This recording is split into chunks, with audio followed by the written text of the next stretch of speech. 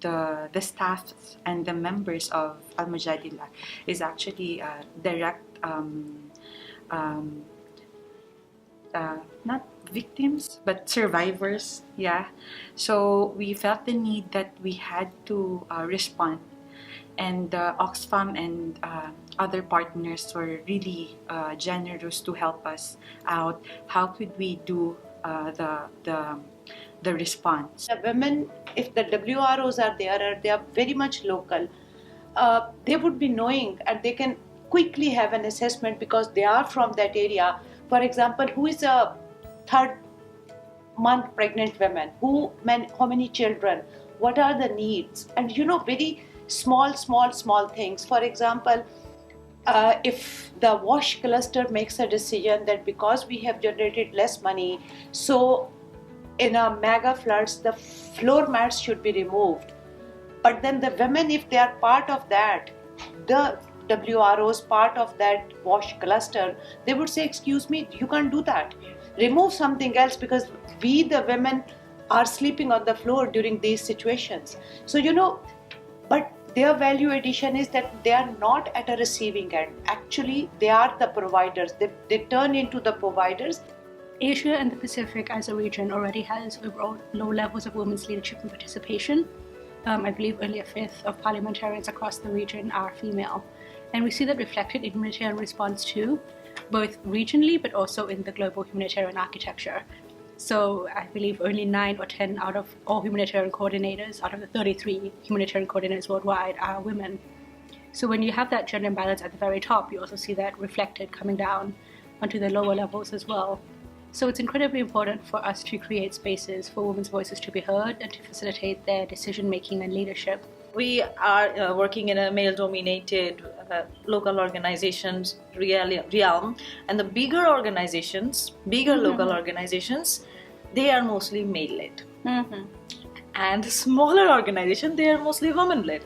So when the INGOs and local and UN bodies, they are going to work with these organizations, they see which organization is prepared. Okay, the bigger organization is prepared. So they go in partnership with the bigger organizations, not the smaller organizations. So this is also an exclusion process of human rights organizations who require a resource but cannot mobilize the resource from different sectors because of these barriers, because of these mindsets, because of these behaviors from different groups. So this is a bigger challenge that they are facing and they will be facing in the upcoming future for a humanitarian response. So as a women, when we respond the emergencies, we always think what the women needs, especially the underwear, and also we do, as a nature women, we have the menstruation, so that we have the pack for them. And also we think if they in the camp or also in the disaster areas, we may have the children, they may have the pregnant women. So on that, the different kinds of things we prepare for the different foods and also the non-food items. And it's different from the men and women perception on the disaster response. During emergencies, caring for the family, caring for the needs for food, shelter, clothing, even medicines, fall within the shoulders of women. And most of these activities for care are not valued, not recognized, but it also put additional burden on women. Providing valuation, recognition to women's work, we do recognize that this is an opportunity for change. Thus, we introduce cash for care work, valuing it and recognizing it, and also supporting women to lift some of the burdens brought by the emergency to women. So we put the unpaid care work with the paid work. We thought of doing the family conversation. We made a module for family conversation, and family conversation is actually a whole day conversation with the family, 20 displaced family, and in that day, that long day, we feed them, Fathers, mothers, and even infants are there. The whole family are present, and we do education sessions on sexual reproductive health, protection of women and girls, and a focus group discussion on their opinions and suggestions for the rehabilitation of Marawi, especially those in the evacuation centers, because they are the ones who are really vulnerable. Like very recently, we have mobilized human rights organization from Oxfam, and now they have organized themselves and they formed a platform, and they named it Bangladesh Women's Humanitarian Platform. So this is I would say is working as an enabler for them, because now they are organizing themselves more, and this platform will help them to work more systematic way, to strengthen their capacity, and also to influence other relevant networks, alliances, and also government. As women's rights organizations are very well connected on the ground to other gender movements, also in other areas, is that they play key sort of coordination, connecting advocacy roles with women in other fields. For example, disaster risk reduction.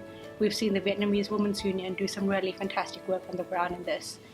And through their work, they've drafted gender-sensitive disaster preparedness plans with committees that are equal, with men and women representing on those committees. And the effect has been really transformative, because we've seen them advocate for things such as swimming lessons for women, which we know is a key driver of mortality in floods. We've seen them advocate for first aid training for women, and that we've seen them advocate for households to prepare their own household disaster plans that take into account the vulnerabilities of women. How can we work with women's rights organisations at a scale and speed that we need for humanitarian responses? So we're doing all these great initiatives, but a lot of them are small scale. So I think this workshop has been a really good opportunity to stop and think about what are those great practices, but then also how can we support them to be bigger and to be at the sort of scale we need when a big response happens. So not sure we've cracked the answer, but we've definitely done some really interesting thinking around that. Looking back to the global momentum on this grand bargain thing, localizing humanitarian leadership. So I think this is kind of like a good momentum to kind of like bridge this together. And even though it's kind of like, as you say, it's kind of small meeting, but then I think we got a really rich discussions and something that we can kind of like build on and make into like tangible actions.